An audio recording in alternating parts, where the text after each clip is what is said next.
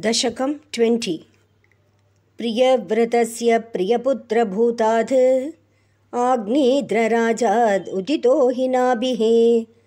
त्वां दृष्टवानिष्टदमिष्टिमध्ये तवैव तुष्ट्यै कृतयज्ञकर्म अभीष्टुतस्तत्र मुनीश्वरैस्त्वं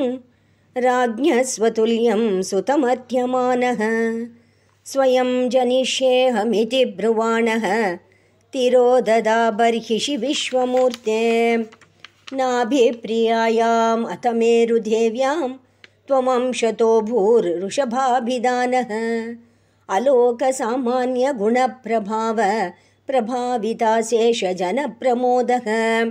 त्वयि त्रिलोकी भृतिराज्यभारं निधाय नाभि सह मेरुदेव्या तपोवनं प्राप्य भवन्निषेवे गतः किलानन्दपदं पदं ते इन्द्रस्त्वदुत्कर्षकृतातमर्षात् बवर्षनास्मिन् अजनाभवर्षे यदा तदा त्वं निजयोगशक्त्या स्ववर्षमेनद्व्यदधासु वर्षं जितेन्द्रदत्तां कमनीं जयन्तीम् अतोद्वहन् आत्मरताशयोऽपि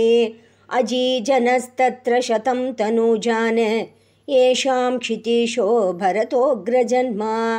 न वा भवन् योगिवरान्नवान्ये त्वपालयन् भारतवर्षखण्डान्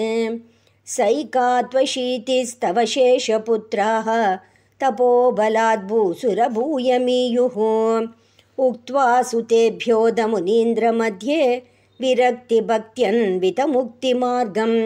स्वयं गतः पारमहंस्यवृत्तिम् अधा जडोन्मत्तपिशाचर्यां परात्मभूतोऽपि परोपदेशं कुर्वन् भवान् सर्वनिरस्यमानः विकारहीनो विचचारकृत्स्नां महीमहीन् आत्मरसाभिलीनः शयोव्रतं गोमृगकाकचर्यां चिरं चरन्नाप्यपरं स्वरूपं दवाहृताङ्गकुटकाचले त्वं तापान् ममापा कुरुवातनाथ